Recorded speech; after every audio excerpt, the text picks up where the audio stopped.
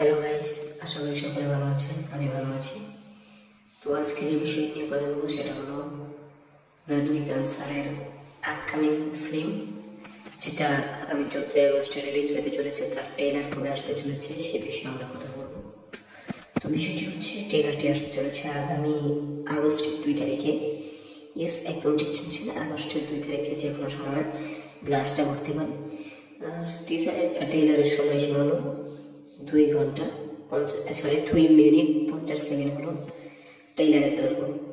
কুলিতে রয়েছে আমাদের রজনীকান্ত স্যার, আমির খান, পূজা হেগড়ে, আরো অনেকেই রয়েছে।